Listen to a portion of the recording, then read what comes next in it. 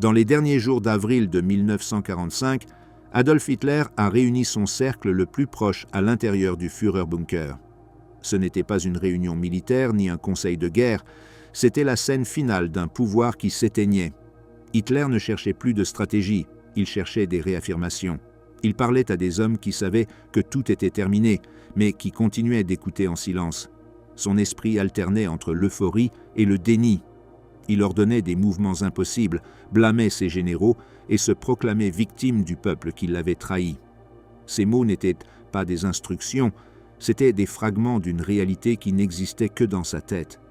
Que s'est-il réellement passé lors de cette dernière réunion? Que pensait Hitler pendant que son monde s'effondrait devant lui? Berlin sous terre, le crépuscule du Troisième Reich. Avril 1945 marqua la fin de Berlin comme capitale et le début de son existence en tant que champ de bataille.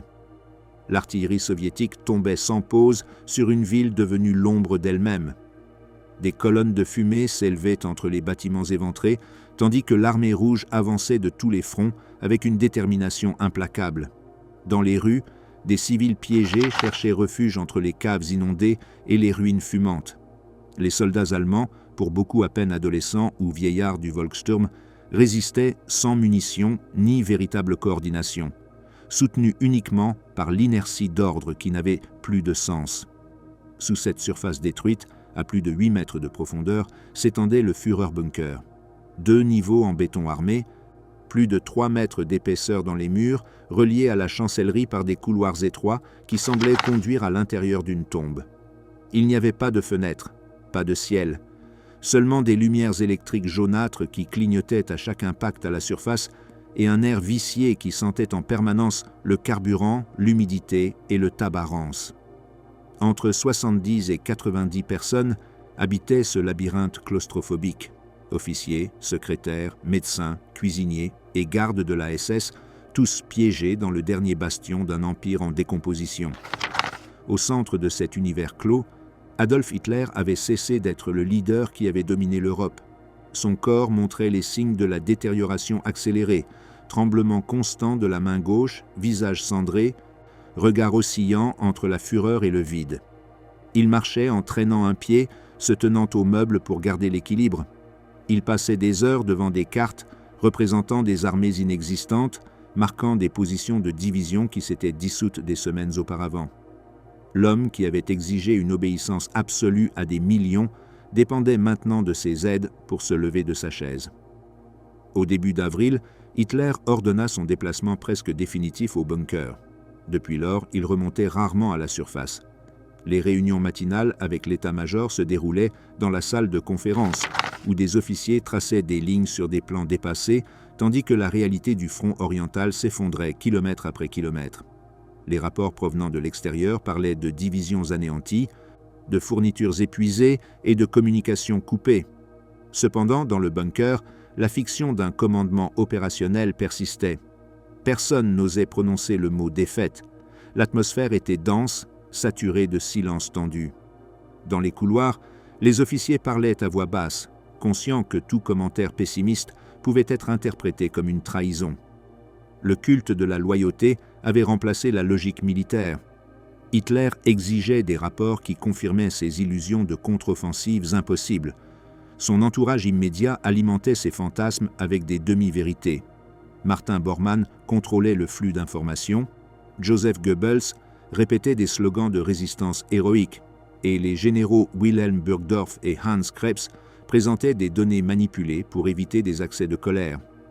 Un univers clos avait été construit où la réalité était une menace. La vie quotidienne se déroulait avec une routine mécanique.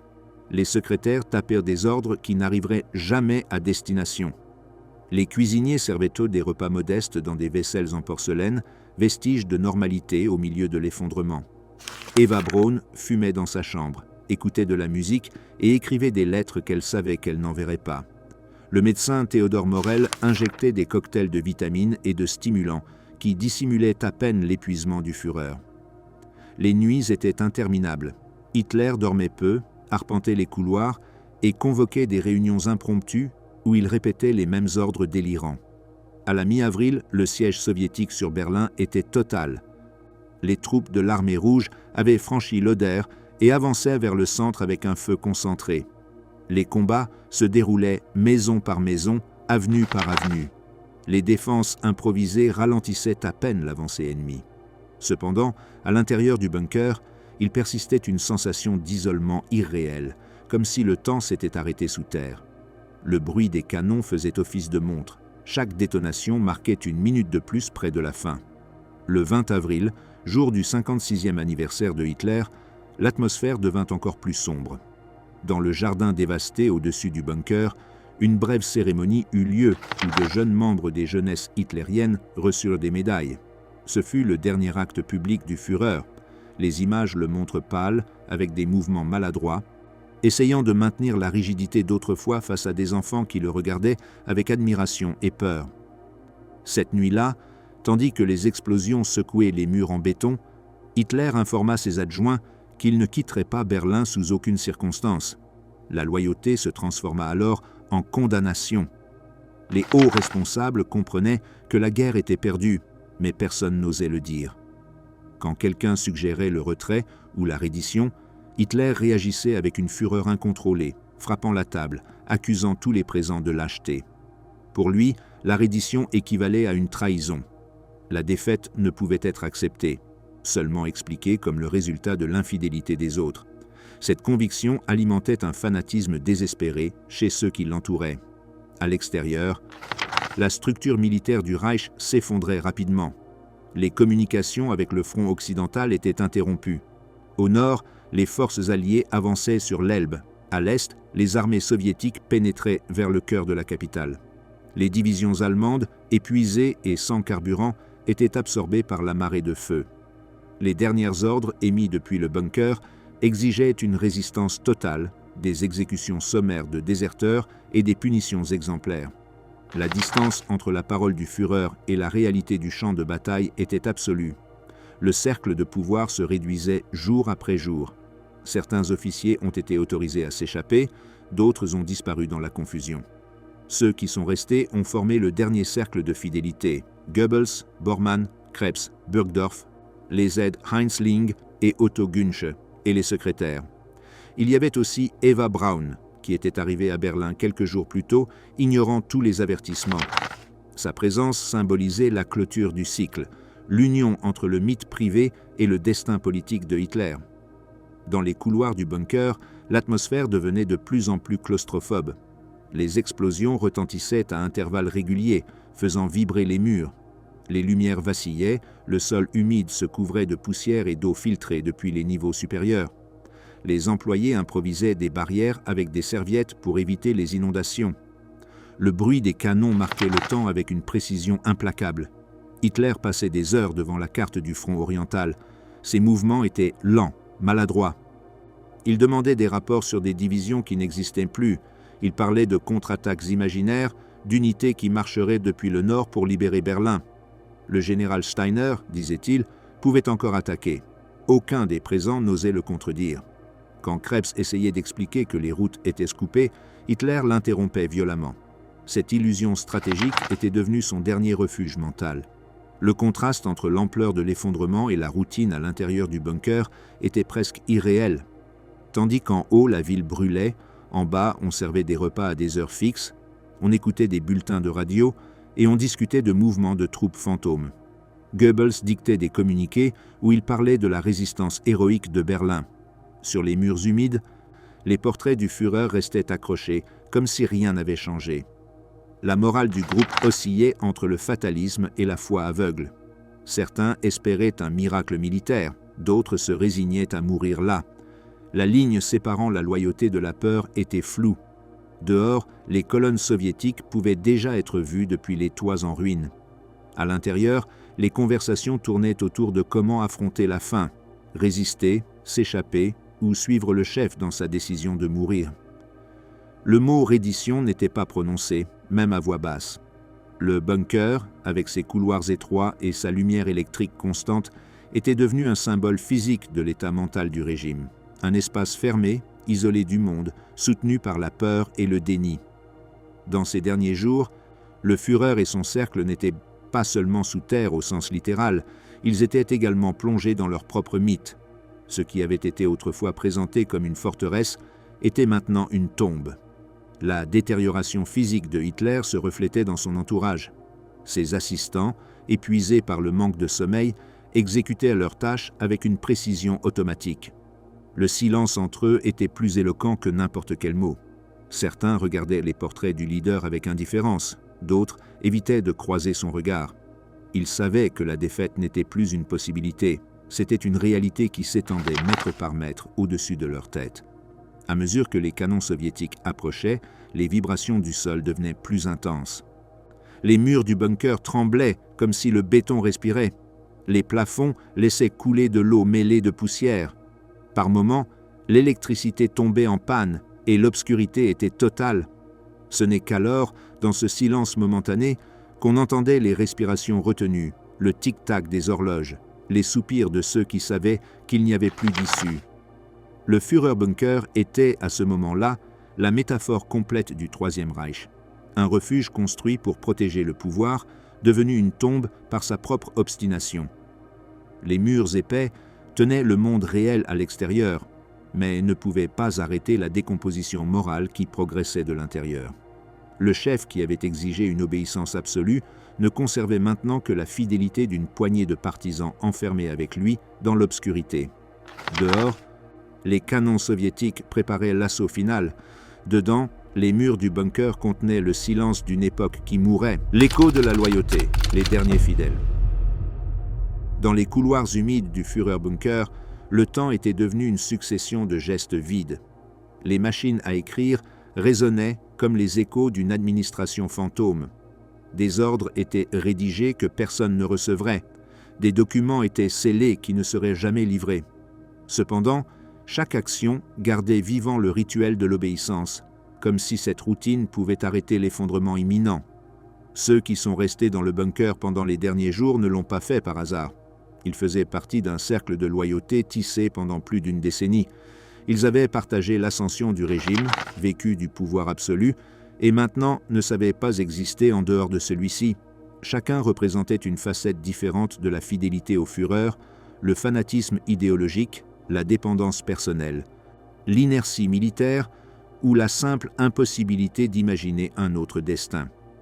Joseph Goebbels était le plus fervent de tous. Dès les premières années du mouvement nazi, il avait été l'interprète le plus éloquent du culte de Hitler. Sa foi ne s'était pas affaiblie face à l'évidence du désastre.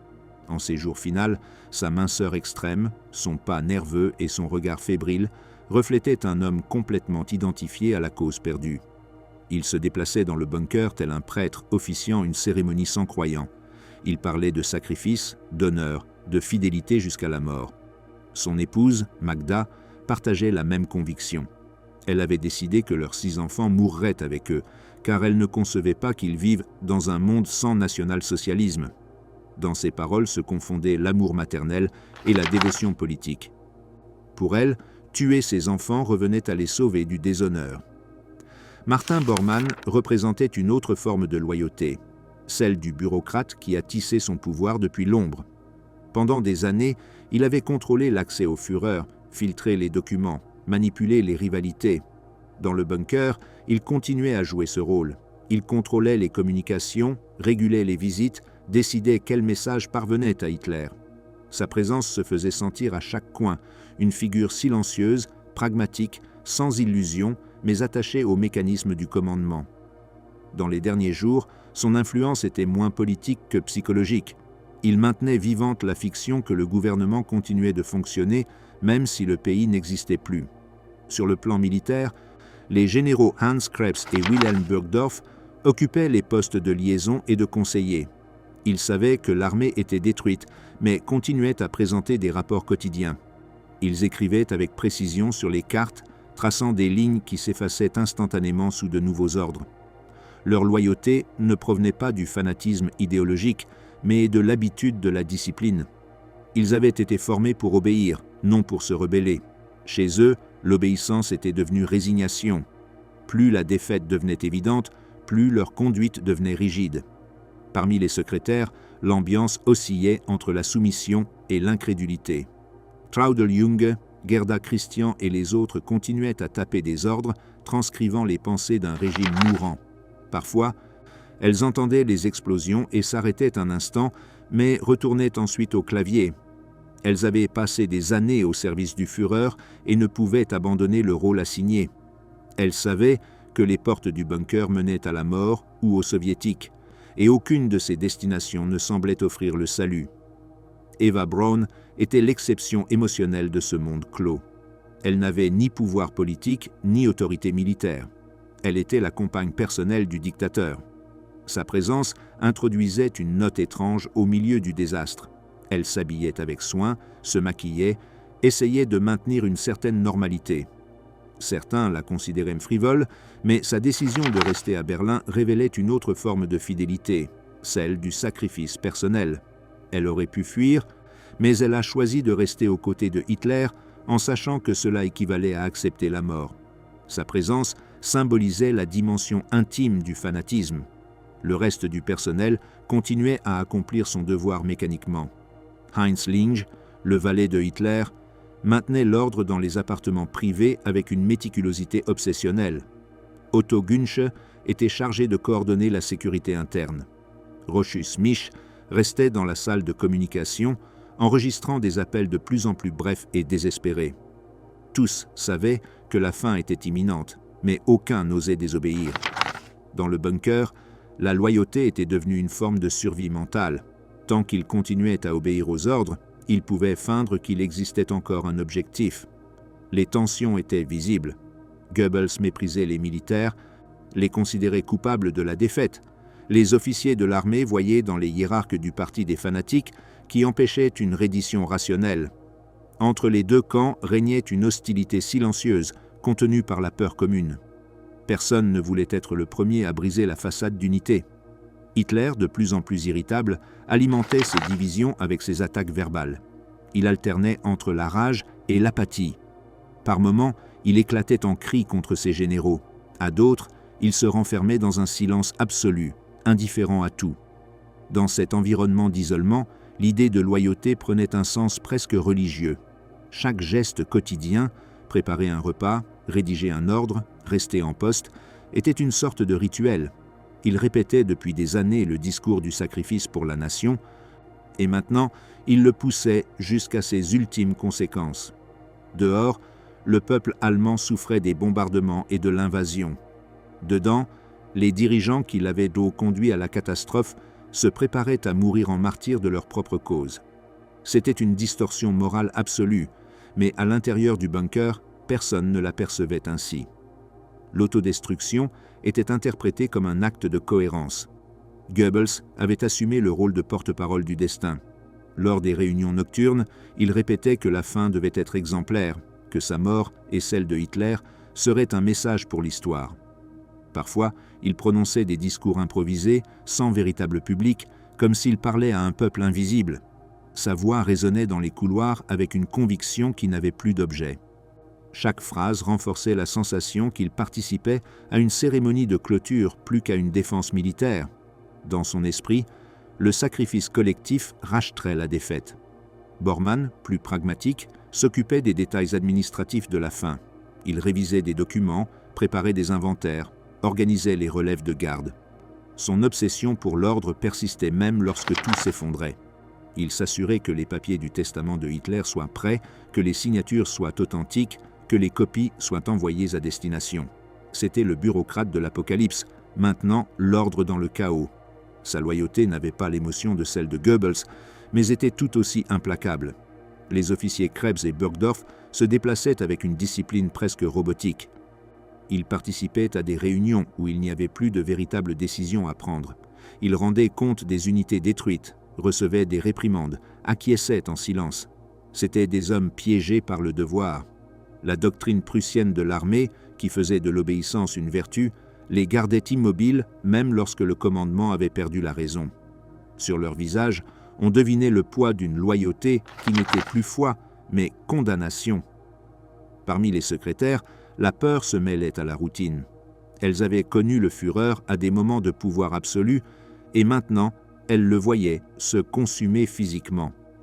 Les conversations entre elles tournaient autour de rumeurs de fuite, de possibles itinéraires d'évasion, de la proximité de l'ennemi. Certaines pleuraient en silence la nuit.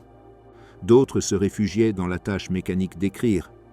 Dans leurs mains passaient les derniers mots du régime, dictés par un homme qui ne dominait plus que son enfermement. Eva Braun tentait de maintenir une apparence de sérénité. Elle passait le temps dans sa chambre, écoutant le bruit sourd des canons.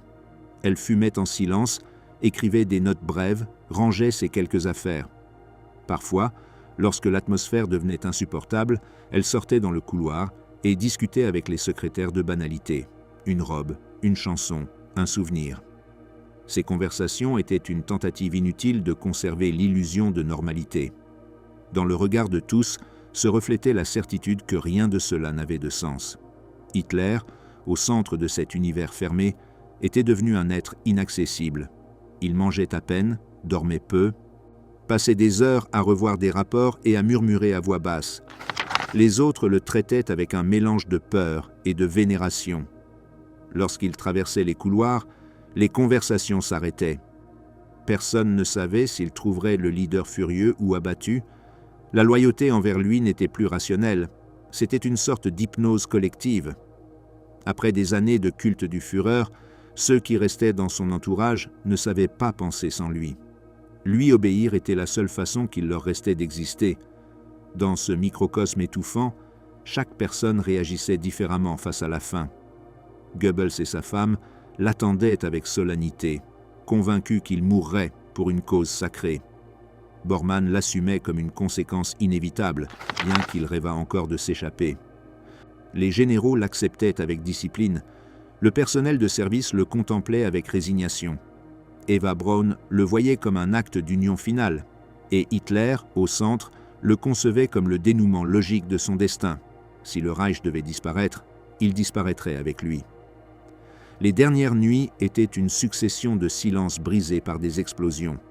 Dans les couloirs, les échos du bombardement se confondaient avec des pas précipités et des portes qui s'ouvraient et se fermaient. Sur les tables restaient des restes de repas non terminés, des documents tachés de café, des mégots de cigarettes. L'air sentait l'humidité et la sueur. La sensation d'enfermement était si intense que certains commencèrent à éprouver de la désorientation et des crises d'angoisse. Pourtant, personne n'osait quitter l'endroit sans permission. De temps en temps, des nouvelles de l'extérieur arrivaient. Un messager annonçait la perte d'une position ou la proximité des troupes soviétiques. Chaque rapport était accueilli avec le même mélange d'indifférence et de fatalisme. Les stratégies n'étaient plus discutées, seuls les inévitables étaient confirmés. Sur les visages se lisait une acceptation silencieuse. Dans le langage du bunker, le mot « final » commença à remplacer tous les autres. L'isolement renforçait la loyauté. Ceux qui étaient restés là se sentaient les derniers gardiens d'une foi mourante. Chacun, à sa manière, se préparait à mourir pour elle. Certains le faisaient avec ferveur, d'autres avec résignation, mais tous partageaient la même idée, que la loyauté était plus importante que la vie. Dans cette pensée se fondait le sens ultime du nazisme. Réduit à son essence la plus sombre, la négation de l'humain au nom d'une idée totale. L'écho de la loyauté, en ces derniers jours, était plus fort que le fracas de la guerre. Ce n'était pas l'écho d'une foi vivante, mais celui d'une dévotion pétrifiée. Le Führerbunker était devenu une capsule hors du temps, où la défaite ne pouvait être reconnue parce que le faire signifiait détruire la raison même de son existence. Hitler avait construit un système basé sur l'obéissance totale, et ce système l'accompagnait jusqu'à son dernier souffle. La loyauté était devenue un écho, un reflet creux qui résonnait dans les couloirs souterrains, tandis qu'au-dessus, la ville mourait. Le message final, la réunion du 22 avril 1945. Le 22 avril 1945 s'est levé avec un silence différent dans le bunker. Ce n'était pas du calme, mais une quiétude tendue, le moment qui précède un effondrement. Au-dessus, le rugissement des canons soviétiques se rapprochait de plus en plus. Le sol tremblait sous chaque détonation et l'air vicié du sous-sol s'imprégnait de poussière détachée du plafond. Dans les couloirs, les visages du personnel reflétaient la fatigue de semaines sans repos. Personne ne dormait plus que quelques heures, personne ne croyait plus aux victoires promises. La guerre était arrivée à la porte de l'abri. À mi-matin, les officiers de liaison ont apporté le rapport qui changerait le ton de tout l'enfermement. Le groupe d'attaque dirigé par le général Steiner, à qui Hitler avait confié la mission de rompre l'encerclement soviétique et de libérer Berlin depuis le nord, n'avait pas avancé. La contre-attaque, présentée comme le dernier espoir du Reich, s'était désintégrée avant de commencer. Les unités existaient seulement sur les cartes, dispersées, sans carburant ni munitions. C'était la confirmation finale qu'il ne restait plus de force capable de renverser le cours de la guerre. Lorsque Hitler reçut la nouvelle, le silence fut absolu. Pendant quelques secondes, il resta immobile, regardant les cartes étalées sur la table. Puis, son visage se contracta. Il demanda à tous les chefs présents de se réunir immédiatement. L'ordre parcourut les couloirs comme un avertissement de tempête. Les assistants savaient que quelque chose de grave allait se produire. Dans la salle de conférence, les cartes pendirent des murs couvertes de marques et de ratures. Les horloges indiquaient presque midi lorsque le Führer entra. Il marchait à pas lents, mais son regard avait un éclat étrange, mélange de colère et d'épuisement. Il s'appuya sur la table et commença à parler. Au début, sa voix était basse, à peine audible, un murmure qui se confondait avec le bourdonnement des ventilateurs. Puis elle monta en intensité jusqu'à se transformer en cri. L'explosion fut soudaine, comme si toute la tension accumulée pendant des semaines se libérait d'un coup. Les présents restèrent paralysés. Hitler frappait la carte du poing, accusait ses généraux de trahison, de lâcheté, d'incompétence. Ses paroles se mêlaient à des insultes et à des ordres impossibles. Il dénonçait que personne n'avait suivi ses instructions, que l'armée l'avait abandonné, que le peuple allemand n'avait pas mérité son sacrifice. Dans cet accès de fureur, le mythe du leader infaillible s'est complètement fissuré. Ses mouvements étaient incontrôlés, sa voix brisée. Dans la salle, on respirait un mélange de peur et de compassion. Certains officiers évitaient de le regarder directement. D'autres avaient les yeux fixés sur les cartes, feignant de prendre des notes. C'était un spectacle d'autodestruction. L'homme qui avait exigé une obéissance absolue de millions de personnes s'effondrait devant une douzaine de subordonnés, prisonniers de sa propre rhétorique. Soudain, la voix se tut. Hitler se laissa tomber sur la chaise, les épaules affaissées. Sa respiration était haletante, le visage couvert de sueur. Il resta ainsi quelques secondes, sans parler. Puis, d'un ton froid, presque monotone, il prononça les mots qui scelleraient le destin de tous les présents. La guerre était perdue. Berlin ne serait pas libérée, et il n'abandonnerait pas la ville. Il dit qu'il ne fuirait pas comme un fugitif, ni ne se rendrait à l'ennemi. Il resterait dans la capitale et se tuerait quand le moment serait venu. Il le ferait pour ne pas tomber entre les mains des Soviétiques et pour laisser aux Allemands l'exemple de sa décision. Personne n'a répondu. Le silence qui suivit fut plus violent que l'explosion précédente. Les officiers restèrent immobiles, conscients qu'ils avaient entendu la sentence définitive du régime. Hitler se redressa lentement, s'appuyant sur la table. Sa voix reprit un ton plus contrôlé, presque didactique. Il parla de trahison, de conspiration, d'ennemis intérieurs. Il affirma que les Allemands n'avaient pas été à la hauteur de leur mission historique, que le peuple avait échoué son chef et que, par conséquent, il méritait son destin. Dans ces phrases finales, prononcées avec froideur, se condensait la logique la plus perverse de sa pensée. La défaite n'était pas la faute du pouvoir, mais du peuple qui n'avait pas été digne de lui. Les présents comprirent que c'était le dernier discours de Hitler en tant que commandant. Il ne donnait plus d'ordre, il ne planifiait plus de mouvement. Il parlait comme un homme qui fermait un chapitre, qui expliquait son échec au seul public qui l'écoutait encore. Son ton alternait entre la résignation et la fierté blessée. Par moments, il semblait se lamenter. Par d'autres, il s'exaltait à nouveau, proclamant que son exemple devait servir à la postérité. C'était un monologue d'adieu déguisé en rapport militaire. Joseph Goebbels écoutait avec un mélange de dévotion et d'extase. Pour lui, ces mots confirmaient la prophétie qu'il avait répétée pendant des années, le sacrifice du Führer comme acte rédempteur. Son visage s'illumina d'une sorte de ferveur religieuse. En revanche, les généraux restaient immobiles, avec une expression vide. Ils savaient que la guerre était terminée, mais ne pouvaient pas encore admettre que le commandement suprême se dissolvait ainsi, dans une explosion de colère. Quand la réunion se termina, Hitler se leva lentement et quitta la salle sans regarder personne. Derrière lui, le groupe resta silencieux. Personne n'osa parler jusqu'à ce que la porte se fût refermée. La tension était si dense qu'elle semblait occuper tout l'air. Certains respirèrent avec soulagement, d'autres restèrent immobiles, comme s'ils entendaient encore sa voix résonner contre les murs. Dehors, les canons soviétiques continuaient de tirer. À l'intérieur du bunker, quelque chose avait changé à jamais. Le leader qui avait gouverné le pays pendant 12 ans venait de reconnaître, quoique pas avec ces mots, que tout était perdu. Les heures suivantes se déroulèrent dans un mélange de chaos et de paralysie. Certains officiers tentèrent de contacter les unités à l'extérieur, mais les lignes étaient coupées. D'autres commencèrent à préparer des routes d'évasion. Dans les couloirs, les rumeurs se multipliaient. On disait que Hitler avait eu une crise de nerfs, qu'il s'était évanoui, qu'il était malade. Mais ceux qui avaient été dans la salle connaissaient la vérité. Le Führer avait décidé de mourir à Berlin. L'effondrement émotionnel du matin laissa place à un silence dense. Hitler resta enfermé dans sa chambre pendant la plus grande partie de la journée. Il refusait de recevoir des visites. Les secrétaires entendaient des pas derrière la porte, le bruit de papier, le son de l'allume-cigarette. Lorsqu'il sortit finalement, son visage était un masque de calme. Il était passé de la fureur à la détermination. Il ordonna à certains de ses assistants de se préparer à transmettre de nouvelles directives. Mais il ne s'agissait plus de stratégie militaire, mais de mesures pour la fin. La disposition du bunker, la destruction de documents, le choix de ceux qui pourraient tenter de s'échapper. Pour la première fois, Hitler acceptait que les autres puissent le sauver. Il a donné la permission à plusieurs personnes de quitter Berlin. Certains l'ont interprété comme un geste d'humanité, d'autres comme un signe que le dirigeant avait renoncé à tout.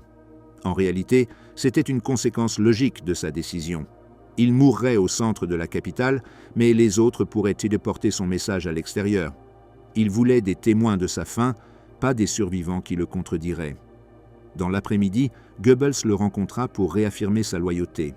Ce fut une rencontre brève mais décisive. Goebbels déclara qu'il ne l'abandonnerait pas, qu'il mourrait à ses côtés. Hitler l'écouta avec une apparente indifférence, comme s'il attendait déjà cette réponse. À partir de ce moment-là, Goebbels devint le gardien moral de la fin. Autour de lui, les autres commencèrent à accepter que l'histoire se refermerait là même, sous terre. L'atmosphère du bunker a complètement changé après cette journée. Le désespoir s'est transformé en une étrange sérénité. Chacun semblait avoir trouvé son rôle dans le drame. Les militaires ont organisé les rapports finaux. Les secrétaires ont préparé les machines pour écrire le testament. Les gardes ont vérifié les tunnels d'évasion. Eva Braun s'est consacrée à ranger ses effets personnels. Goebbels et Magda ont commencé à parler ouvertement de la mort, comme si c'était un rendez-vous inévitable. Dans les heures qui ont suivi la réunion, Hitler est retourné dans la salle des cartes. Il a observé en silence les tracés qui marquaient la ville et les fronts. Il ne cherchait plus de route d'avancée. Il voulait seulement confirmer que l'encerclement était complet. Il a demandé la distance des troupes soviétiques au centre. On lui a informé qu'elles étaient à moins de 3 kilomètres. Il a acquiescé en silence. Dans ce geste se résumait l'acceptation du destin. La réunion du 22 avril a été le dernier acte d'autorité de Hitler, bien qu'il n'ait pas laissé d'ordres utiles.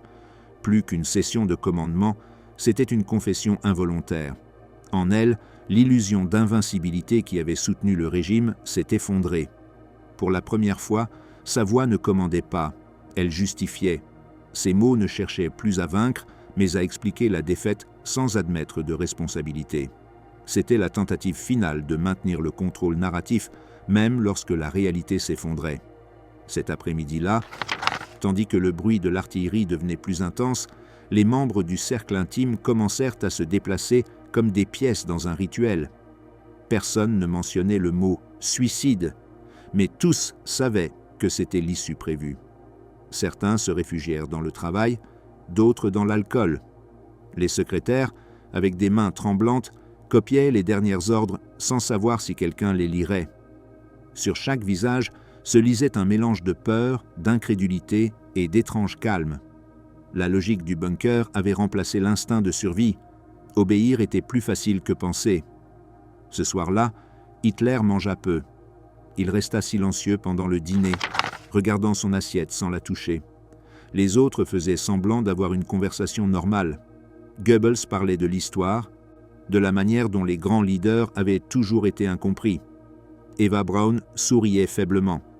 Personne ne mentionnait le mot final, mais tous le sentaient flotter dans l'air.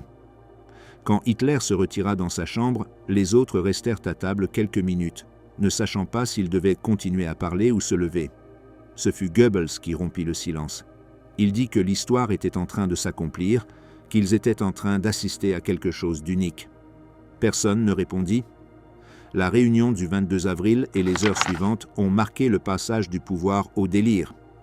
Après ce jour-là, Hitler a cessé d'être un dirigeant pour devenir un symbole qui parlait seulement pour lui-même.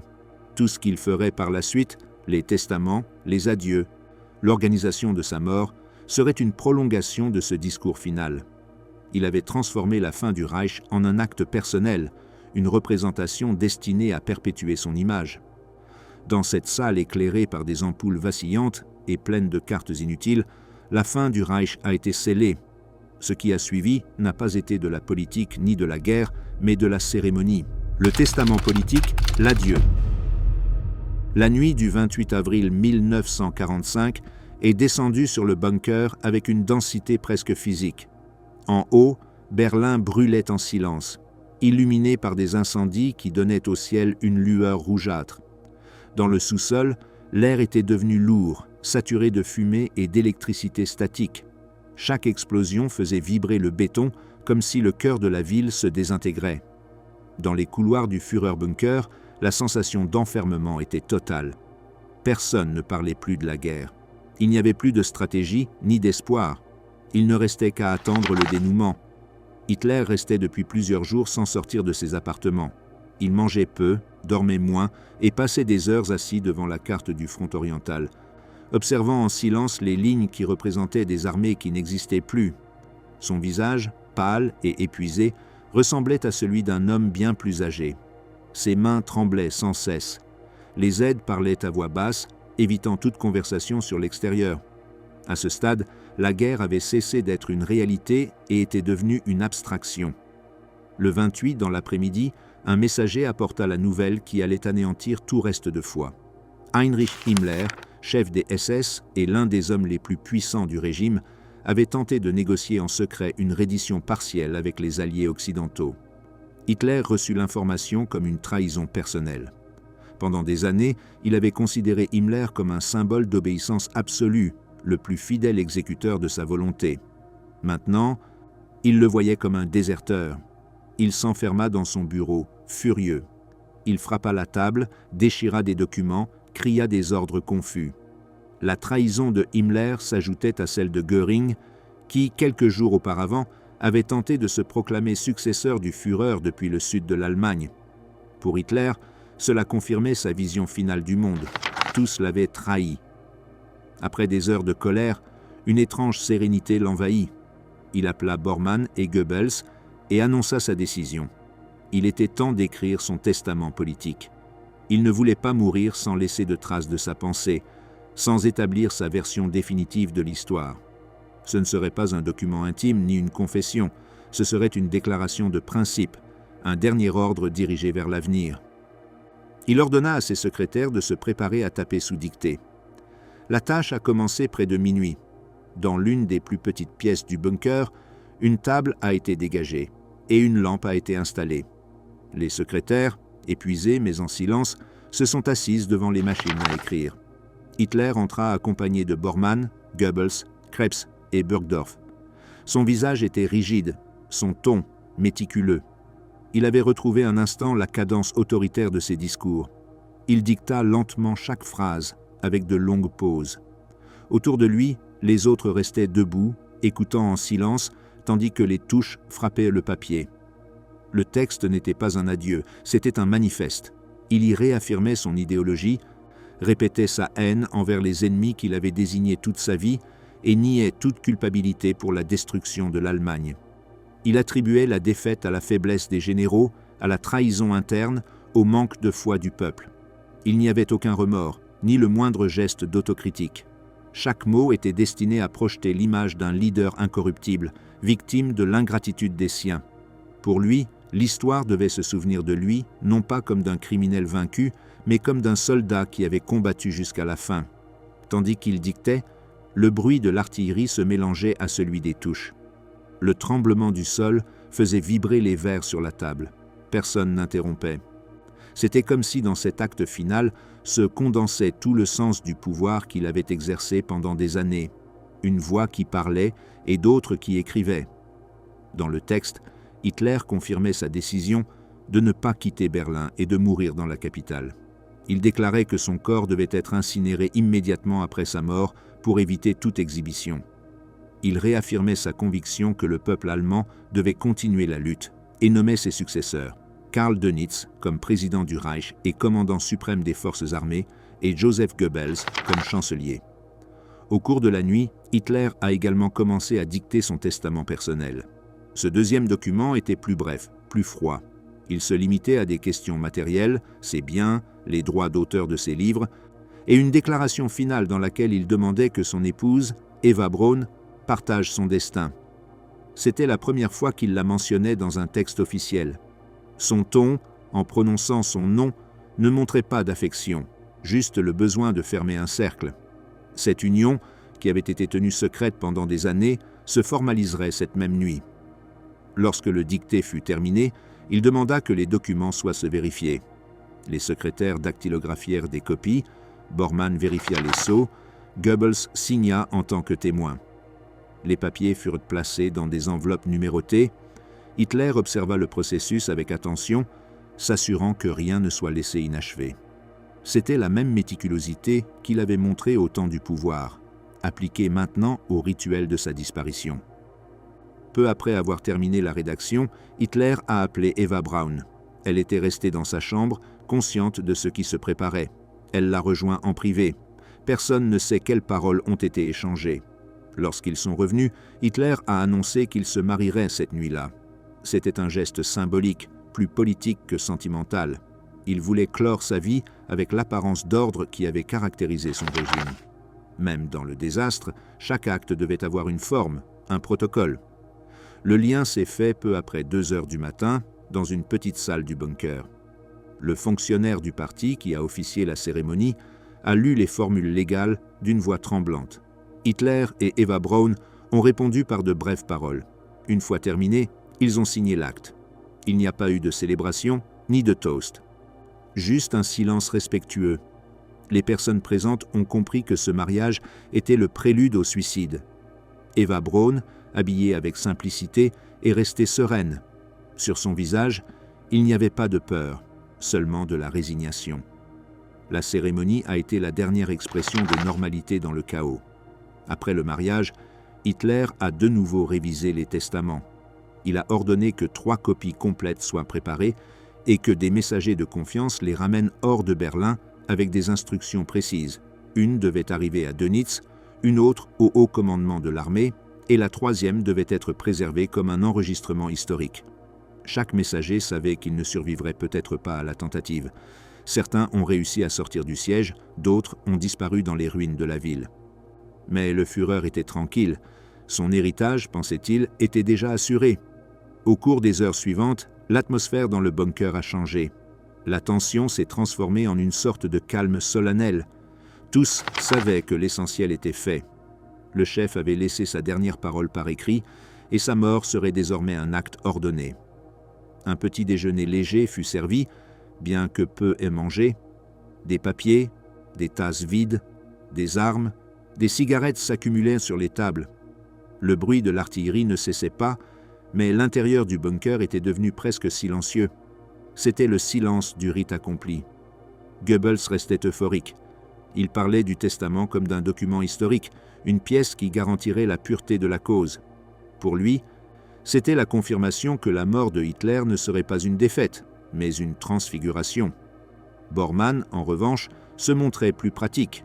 Il vérifiait des listes, organisait des relais, calculait des routes d'évasion. Même dans la ruine, il gardait l'illusion d'un contrôle administratif. À midi, le 29 avril, Hitler s'est réuni pour la dernière fois avec les officiers chargés de la défense. Il a écouté des rapports sur la situation à l'extérieur, mais n'a montré aucun intérêt. L'encerclement soviétique était complet. Le centre de la ville était pris bâtiment par bâtiment. Les communications avec le reste de l'Allemagne étaient intermittentes.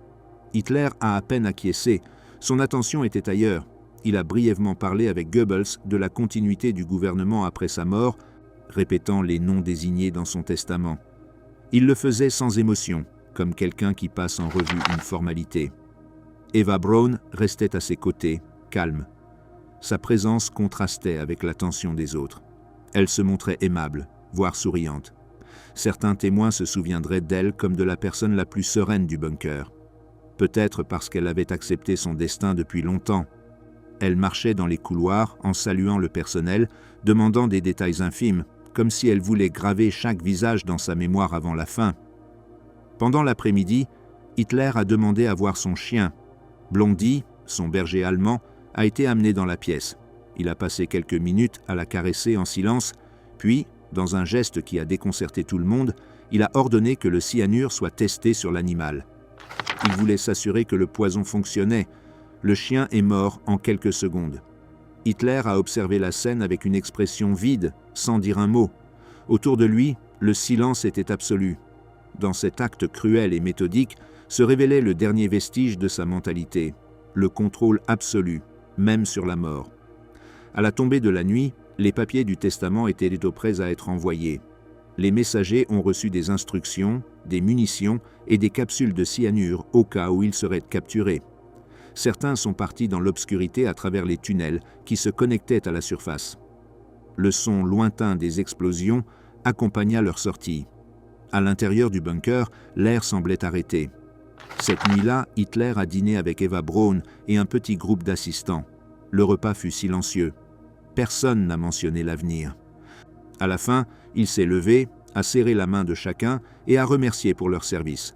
C'était un geste protocolaire, mais tous ont compris sa signification. C'était un adieu. Ensuite, il s'est retiré avec Eva dans leurs appartements. Personne ne l'a revu pendant des heures. Le testament politique, rédigé entre minuit le 28 et l'aube du 29, est devenu le document le plus représentatif de la fin du Troisième Reich. Ce n'était pas une confession, mais une prolongation du discours qu'il avait soutenu pendant 12 ans. Chaque phrase était une réaffirmation de sa vision déformée du monde. L'ennemi était responsable de tout, la loyauté devait être maintenue au-delà de la mort, et le sacrifice du leader servirait d'exemple éternel. Dans l'esprit de Hitler, ce texte était une forme d'immortalité. Si le Reich devait disparaître, sa parole resterait comme testament de l'idéal. Cette idée lui apportait une étrange sérénité. Après l'avoir dictée, il semblait libéré. Il parlait moins, marchait lentement, mais son ton était serein. Pour lui, l'histoire était terminée. Ce qui restait à faire était d'exécuter la fin avec précision. Tandis que le Reich s'effondrait au-dessus de sa tête, il organisait sa disparition comme si c'était un acte administratif. Dans ce contraste entre la ruine et la méticulosité se révélait le vrai visage de la fin. Un pouvoir qui, même dans la destruction, cherchait à imposer l'ordre. Les derniers gestes, fidélité et ruine. L'aube du 30 avril est arrivée sans lumière. À la surface, le ciel de Berlin était couvert par un brouillard dense et la fumée des incendies. Les flammes des bâtiments en ruine teintaient l'air d'une couleur rougeâtre qui pénétrait à peine jusqu'aux profondeurs du bunker. Là-bas, le temps avait perdu toute signification. Les horloges continuaient à marquer les heures, mais personne ne savait s'il faisait jour ou nuit. Seule la détonation des canons servait de mesure. Chaque détonation, chaque tremblement du sol était une cloche de la fin. À l'intérieur, les couloirs du Führerbunker étaient silencieux. Les lumières restaient allumées en permanence, projetant une lueur pâle sur les murs humides. Les voix s'étaient éteintes. Personne ne parlait plus que le strict nécessaire.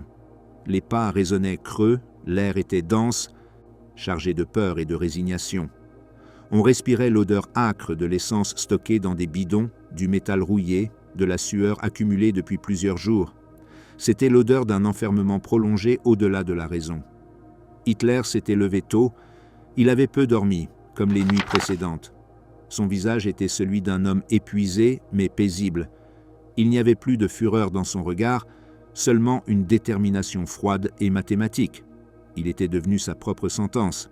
Il marchait avec difficulté, s'appuyant contre les murs. Il ordonna qu'on le laisse seul avec Eva Braun pendant un certain temps. Les autres attendirent dans les couloirs, n'osant pas parler. Ils savaient que chaque minute qui passait les rapprochait de la fin. Dans la cuisine, les serviteurs préparaient un petit déjeuner que personne ne mangerait. Eva Braun demanda du café et un morceau de pain. Hitler ne mangea rien. Il consulta une fois de plus les papiers de son bureau. Le testament politique, le personnel, les derniers ordres. Tout était en ordre. L'homme qui avait exigé un contrôle absolu jusqu'au dernier détail conservait cette habitude même au seuil de la mort. Chaque document était signé, scellé, distribué. Il ne restait plus qu'à exécuter ce qu'il avait lui-même décidé.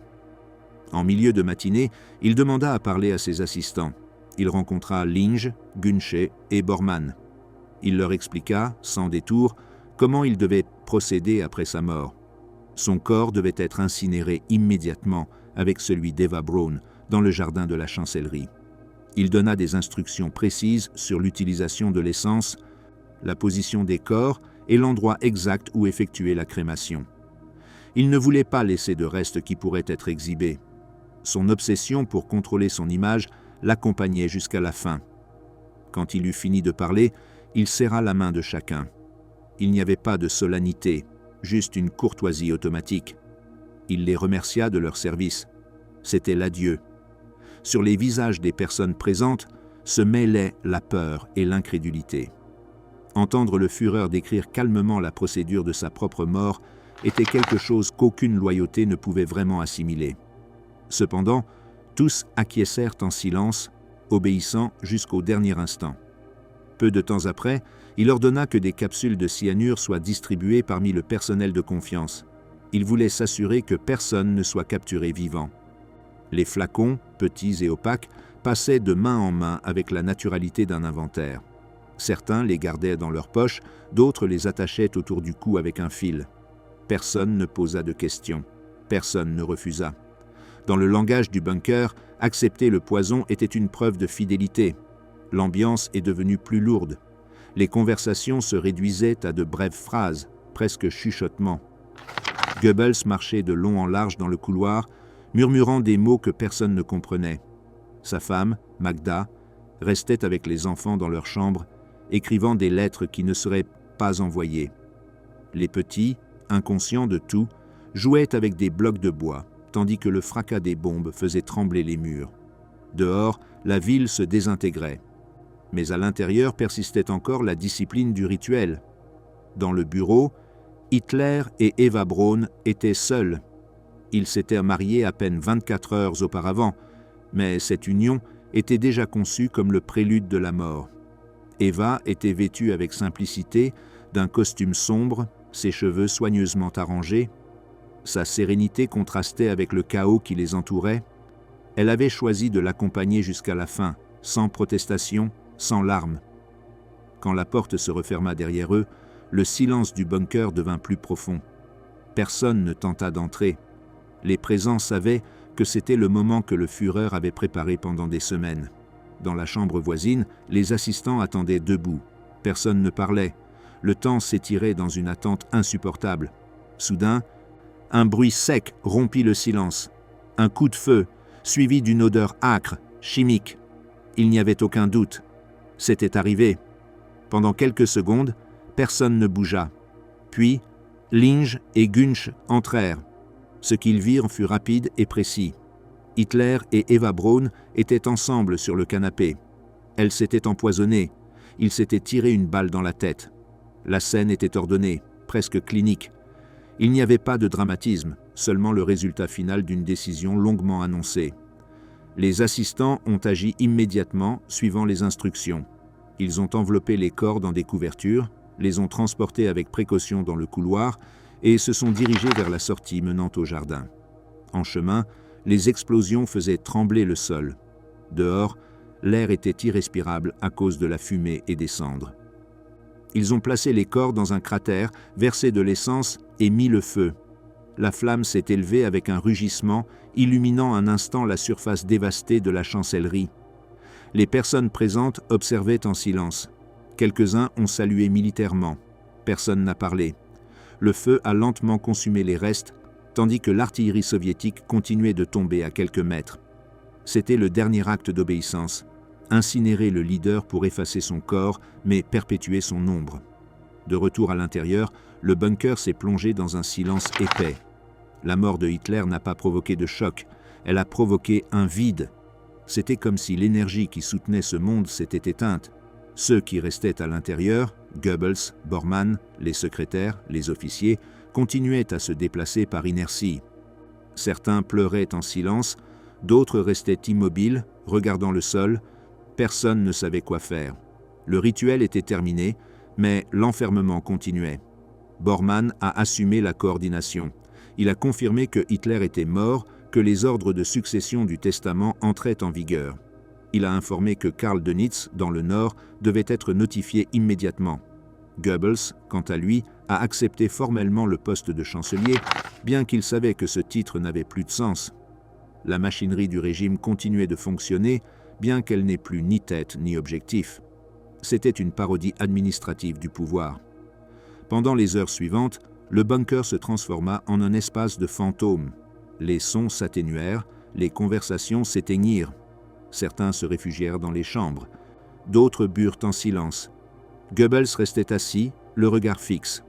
Magda le visita et lui murmura qu'elle avait pris sa décision. Les enfants ne survivraient pas. Dans la logique du fanatisme, la mort était préférable à la reddition. Aucun des présents ne l'arrêta. L'obéissance avait remplacé la compassion. Cette nuit-là, Magda Goebbels se déplaçait silencieusement dans les couloirs du bunker. Elle portait avec elle des flacons de morphine et des capsules de cyanure. Un par un, ses enfants ont été endormis et empoisonnés dans la chambre où ils dormaient. Les plus petits ne comprenaient pas ce qui se passait. Le silence qui suivit fut absolu. Personne n'est intervenu. C'était le dernier sacrifice au nom de la loyauté. Quand elle eut terminé, Magda retourna auprès de son mari. Ils restèrent ensemble pendant des heures sans parler. Dehors, les bombes continuaient à tomber sur Berlin. Le lendemain matin, le 1er mai, Goebbels écrivit une dernière lettre dans laquelle il confirmait la mort d'Hitler et déclarait que lui et sa femme suivraient son exemple. Après avoir livré le message, ils sont sortis dans le jardin, se sont assis près de la sortie du bunker et se sont suicidés. Leurs corps ont été arrosés d'essence, mais les flammes les ont à peine consumés. La fumée de l'incendie s'est mêlée à celle de la ville en ruine, si bien qu'on ne distinguait plus l'un de l'autre. Dans le bunker, il n'en restait plus beaucoup. Bormann a essayé d'organiser la fuite. Quelques officiers et membres du personnel se sont préparés à s'échapper par les tunnels. Les secrétaires ont été divisés en groupes. À certaines, on a permis de partir, à d'autres, on a ordonné de rester. Les coups de feu se faisaient entendre de plus en plus près. La défense de Berlin s'effondrait. Pourtant, certains insistaient pour maintenir les formes. Les ordres étaient écrits, les rapports étaient remis, les salutations se faisaient avec une rigueur militaire. Les dernières heures du bunker furent une succession de gestes automatiques. Dans un coin, un garde vérifiait son arme.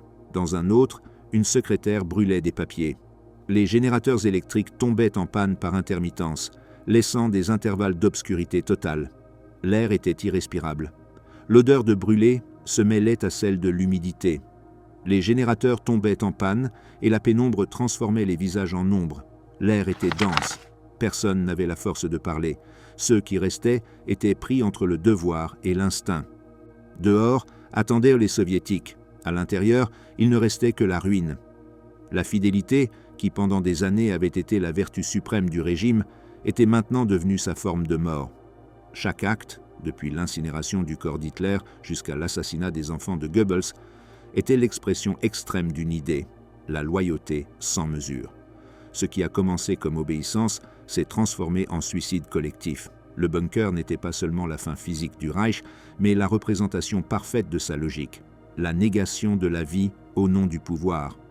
Dans les couloirs vides, on entendait les crépitements de la structure, la rumeur lointaine du feu.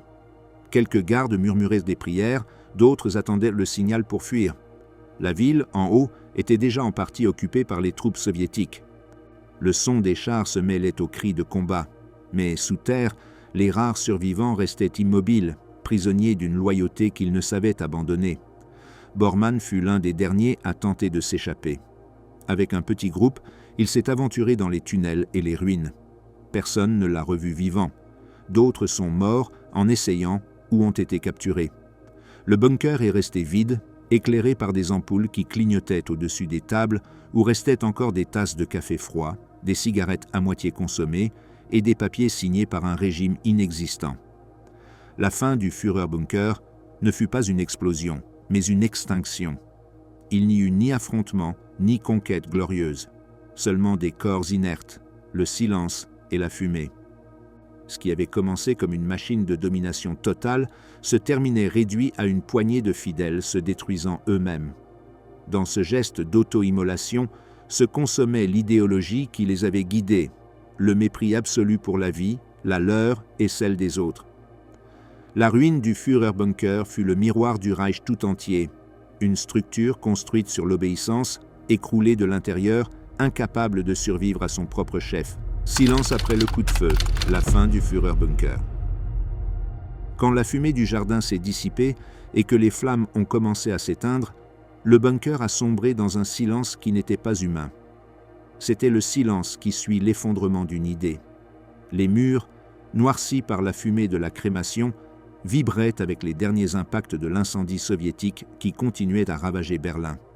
En surface, la chancellerie du Reich était déjà un squelette, colonnes brisées, toits effondrés, couloirs couverts de gravats. Sous terre, dans les couloirs humides et sombres du Führerbunker, la machinerie du pouvoir avait cessé d'exister. Les personnes présentes qui se trouvaient encore à l'intérieur ne prononcèrent pas un mot pendant un long moment. Personne ne savait comment réagir face à l'absence d'Hitler. Ils avaient vécu des années à graviter autour de sa personne. Sans lui, le monde n'avait pas de sens. Certains erraient sans but, comme des somnambules. Goebbels et sa femme étaient morts, Bormann avait fui ou avait essayé de le faire.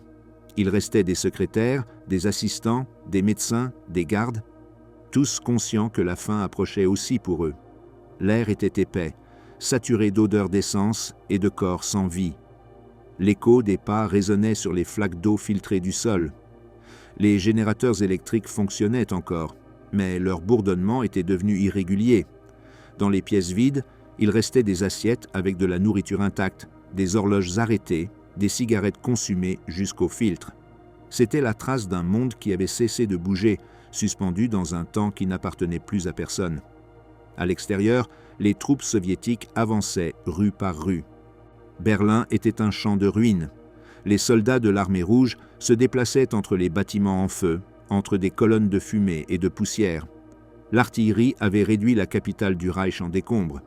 Des milliers de civils et de soldats allemands, piégés dans les caves, attendaient la fin sans savoir qui les tuerait en premier, l'ennemi ou l'effondrement. À chaque heure, les chars s'approchaient de plus en plus du cœur de la ville. Dans le sous-sol, le bruit des chenilles se faisait entendre comme un tremblement constant qui faisait vibrer les murs du bunker. Pour les quelques-uns qui restaient à l'intérieur, le temps devint liquide. Les heures se confondaient entre elles. La mort de Hitler n'apporta ni soulagement ni libération, seulement une étrange sensation de vide. Certains commencèrent à parler de se rendre, d'autres de fuir. Mais les couloirs étaient des labyrinthes sans sortie sûre, et chaque rumeur sur la surface se mêlait à la peur. Personne ne savait si les soviétiques accepteraient les redditions ou exécuteraient tout le monde sans distinction. La frontière entre la résistance et la survie avait disparu. Pendant les heures suivantes, ceux qui restaient dans le bunker ont commencé à détruire les documents restants. Des fichiers, des listes, des papiers personnels ont été brûlés. Les flammes des paniers métalliques éclairaient les visages épuisés. Les secrétaires, les yeux gonflés par les larmes, alimentaient les feux avec des feuilles dactylographiées. Chaque document qui brûlait était un fragment du passé qui s'effaçait. Le régime se dissipait littéralement en fumée. À la surface, les soviétiques avaient déjà pris la porte de Brandebourg. Les drapeaux rouges flottaient sur les ruines du Reichstag. Le centre de Berlin était sous contrôle. Les soldats avançaient avec précaution vers le complexe de la chancellerie. Ils savaient que là, dans les tunnels et les abris, pouvait se cacher le dernier noyau de résistance nazie. Les explosions et les tirs isolés continuaient, mais la bataille était décidée. l'armée rouge avait scellé le cœur de l'ennemi. Le 1er mai, dans la matinée, les survivants du bunker ont reçu des nouvelles confuses. Dönitz, depuis le nord, avait pris le commandement du gouvernement et de l'armée, conformément aux dispositions du testament de Hitler. À la radio, des communiqués parlaient encore de résistance héroïque et de continuité du Reich, mais personne n'y croyait. C'était la voix d'un mort transmise par les ondes. Le nouveau gouvernement existait à peine sur le papier. À Berlin, le pouvoir avait disparu en même temps que son créateur. À l'intérieur du bunker, l'atmosphère était celle d'un mausolée. Les personnes présentes parlaient à peine, échangeant seulement des regards. Certains se préparaient à essayer de s'échapper, d'autres préféraient attendre. Les secrétaires, sans force pour pleurer davantage, se tenaient occupés à nettoyer, ranger, comme si la routine pouvait préserver la raison. Dans chaque geste, il y avait une tentative inutile de s'accrocher à la vie normale, même si la normalité avait cessé d'exister. Dans l'après-midi, un petit groupe a décidé de prendre le risque de sortir. Ils ont rassemblé l'essentiel: documents, nourriture, armes légères, capsules de cyanure. Le plan était d'avancer à travers les tunnels vers l'extérieur et de se mêler aux civils. C'était une fuite à l'aveugle, mais rester signifiait mourir lentement. Lorsque les portes du bunker se sont ouvertes, l'air extérieur est entré avec une odeur insupportable de fumée et de cadavres. Certains se signèrent, d'autres coururent simplement vers l'obscurité des ruines. Le groupe de Bormann, Linge, Axmann et d'autres a pris la route qui menait vers le pont Weidendammer. En surface, le chaos était absolu. Les rues étaient découvertes de corps, les tanks soviétiques avançaient entre les immeubles fumants. Les balles sifflaient dans toutes les directions. La ville était un labyrinthe de feu. Quelques-uns ont réussi à avancer, d'autres sont tombés en essayant. Bormann a disparu au milieu des explosions. Aucun n'est retourné au bunker. Ceux qui restaient savaient que la fin n'était qu'une question d'heures. Les soviétiques entouraient déjà le complexe. Les bruits du combat se rapprochaient de plus en plus. Dans les couloirs, l'air devenait plus lourd. La température augmentait. L'odeur de brûlé se mêlait à celle de l'humidité. Les générateurs défaillaient par intermittence, laissant des intervalles de pénombre totale. À ces moments-là, le silence était insupportable. Un vide qui semblait absorber même la respiration. Lorsque les premiers soldats soviétiques ont pénétré dans les niveaux supérieurs de la chancellerie, le bunker était presque vide. Quelques gardes ont offert une résistance brève, d'autres se sont rendus sans combattre. Les soviétiques avançaient avec des lampes de poche, armes prêtes, ouvrant les portes avec précaution. L'endroit était un labyrinthe de petites pièces, de couloirs étroits, de papiers éparpillés. Au sol, il y avait des restes d'uniformes, de valises, d'assiettes, de tasses, de câbles lâches. Ils n'ont pas trouvé d'opposition organisée, seulement des traces d'un monde qui s'était dévoré lui-même. En atteignant les niveaux inférieurs, l'odeur d'essence et de viande brûlée devenait insupportable. Dans le jardin, les soldats ont trouvé des restes calcinés. Personne ne pouvait reconnaître les corps, mais les objets proches, les fragments de vêtements, les pièces dentaires, confirmaient ce qu'ils soupçonnaient déjà. Hitler et Eva Braun étaient morts là, incinérés selon leurs ordres. Les soviétiques ont ramassé les restes avec des pinces, les ont placés dans des boîtes métalliques. Il n'y a pas eu de cérémonie, juste une procédure légale exécutée avec une efficacité militaire. Dans les jours suivants, l'armée rouge a scellé le bunker et l'a soumis à inspection. Des officiers de contre-espionnage ont examiné chaque pièce, chaque document, chaque objet. Les couloirs, les lits, les bureaux ont été photographiés. Les restes des Goebbels et des autres ont été recueillis. Tout a été enregistré, numéroté, archivé. Les rapports faisaient état de la mort confirmée de l'ennemi numéro 1. Cependant, le secret avec lequel les soviétiques ont géré l'information a semé le doute et les légendes. Tandis qu'à Berlin on célébrait la victoire, les rumeurs ont commencé à circuler, que Hitler s'était échappé, que son corps n'avait jamais été retrouvé, qu'un double avait pris sa place. Pendant des années, ces versions ont alimenté le fantasme que le leader nazi avait survécu. Mais pour ceux qui avaient été là, il n'y avait aucun mystère. Ils l'avaient vu mourir, ils l'avaient vu brûler. Ce qui restait du Führer était de la cendre et de la poussière mélangée avec la terre du jardin.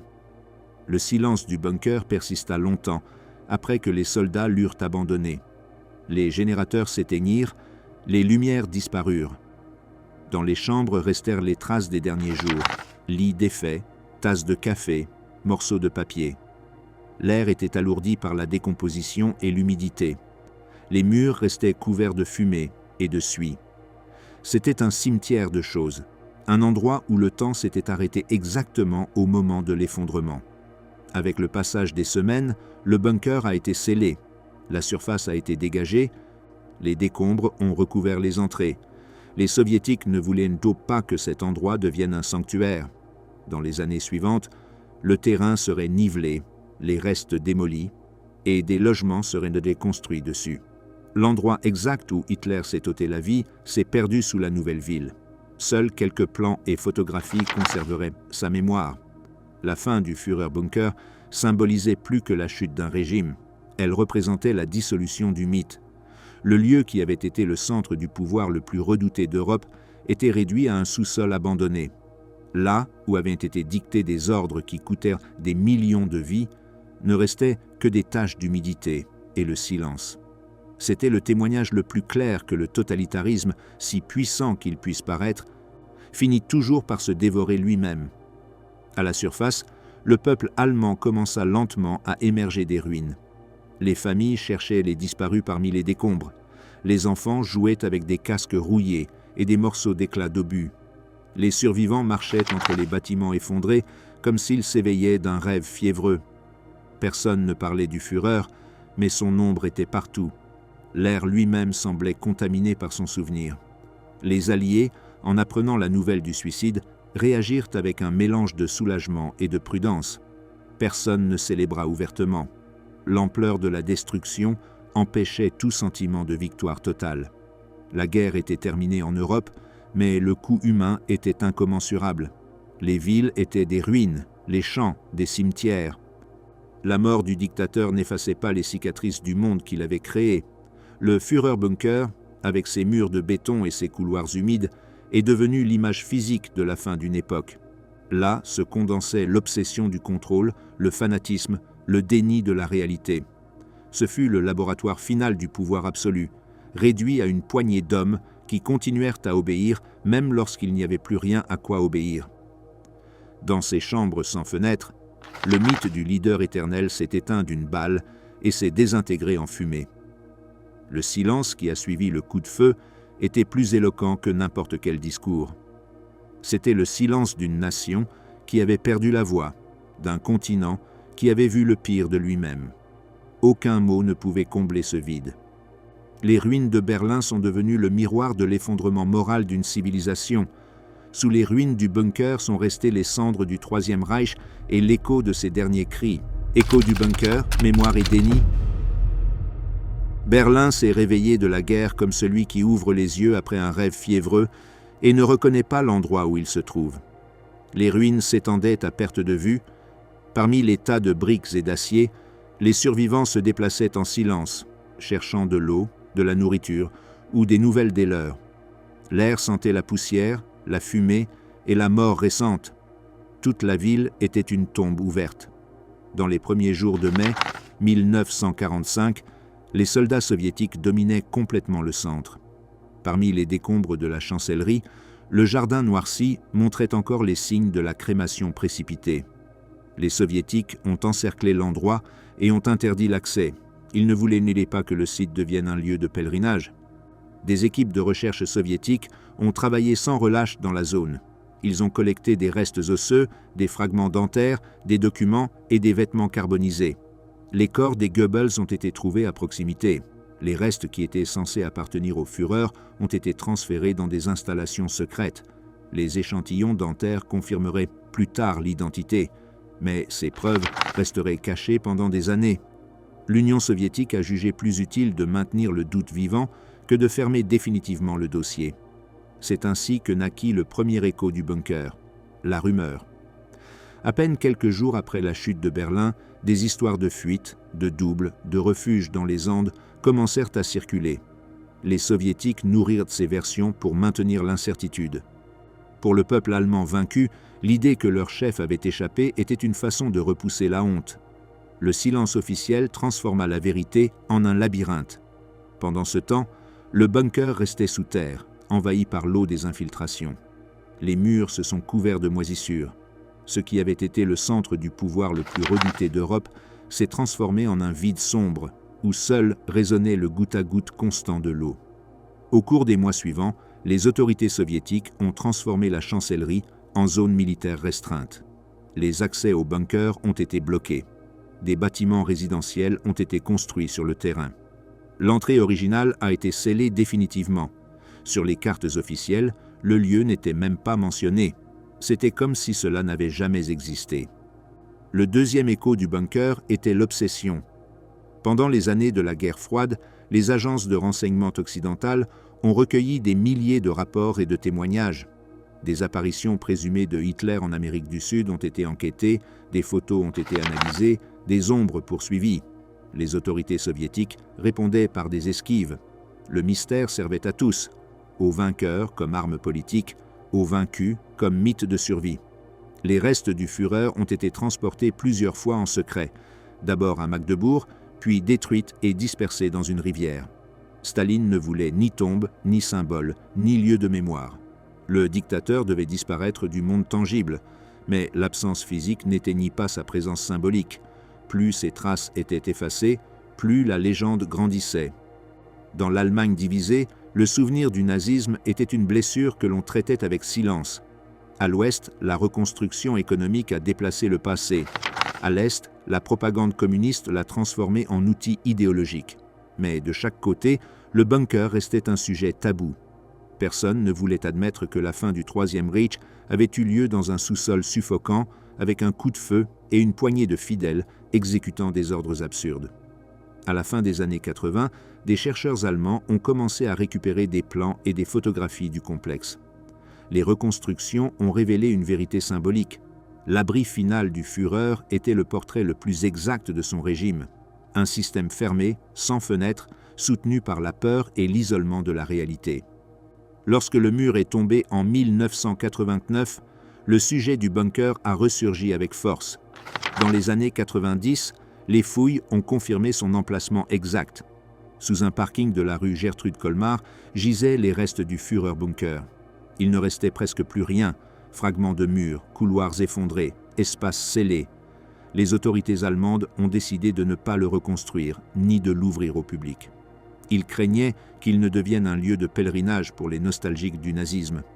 À sa place fut placée une simple plaque informative, discrète, presque invisible. Il n'y avait ni monument, ni musée, ni guide touristique. Juste un panneau avec une carte schématique et quelques lignes de texte expliquant ce qui s'était passé là. Ce geste avait une signification profonde. L'Allemagne ne voulait pas glorifier son passé, mais l'affronter avec sobriété. Cependant, même enseveli sous des couches de béton, le bunker continuait à susciter la fascination. Le cinéma l'a reconstruit, la littérature l'a réinterprété, la mémoire en a fait un symbole. Pas comme un hommage, mais comme un miroir. Dans chaque recréation, le Führerbunker est apparu comme le décor de l'effondrement moral d'une époque, le lieu où le pouvoir absolu s'est regardé lui-même et n'a rien trouvé. Aujourd'hui, sur le terrain où se trouvait le bunker, s'élèvent des bâtiments résidentiels et un petit parking. Aucun signe n'indique l'endroit exact où les corps ont été brûlés. Les passants passent sans s'arrêter, les enfants jouent, les voitures se garent, les ombres des arbres s'allongent sur l'asphalte. Sous ce sol, le béton reste enfoui, muet, comme une couche géologique du XXe siècle. Mais même dans son invisibilité, le bunker reste un rappel persistant. C'est là que se termine la ligne commencée dans les rues de Munich dans les années 20 et qui a traversé des camps de concentration, des frontières et des guerres. Tout a culminé là, dans un sous-sol sombre, avec un coup de feu et un silence. L'histoire de cet endroit renferme une vérité dérangeante. Les idéologies de mort ne meurent pas avec leurs dirigeants. Elles demeurent endormies, attendant des conditions favorables pour renaître. C'est pourquoi le souvenir du bunker n'est pas seulement de l'archéologie, mais un avertissement. L'écho du bunker continue, non comme voix, mais comme vide. Il est dans les livres, dans les musées, dans la conscience d'une Europe qui a appris à se méfier des messianismes. Quand quelqu'un prononce le nom de Hitler, le son résonne inévitablement jusqu'à ce sous-sol. Là se termine son chemin et commence le nôtre. La tentative de comprendre comment la civilisation a pu sombrer si profondément et comment elle a réussi ensuite à se relever. Le Führerbunker n'existe plus en tant que lieu physique, mais il persiste comme avertissement invisible. Se souvenir de lui n'est pas le revivre, mais éviter que le silence ne le recouvre complètement. Car dans ce silence, le déni peut à nouveau germer. L'écho du bunker est l'écho du siècle. Un murmure qui dit, depuis les profondeurs, qu'aucune idéologie basée sur l'obéissance aveugle et la haine ne peut finir autrement que dans l'obscurité. Le béton enterré sous Berlin est aujourd'hui une tombe sans nom. Sous ces couches de terre repose le dernier vestige du délire qui a entraîné le monde dans la guerre. Et sur lui, la vie moderne suit son cours. Vélo, conversation, rire, bruit de la ville. Cette superposition, celle de la vie sur la ruine, est la victoire la plus silencieuse et la plus profonde de toutes. Là, dans l'obscurité sous le pavé de Berlin, résonne toujours un silence lourd, intact. Ce n'est pas le silence de l'oubli, mais celui de la mémoire qui veille.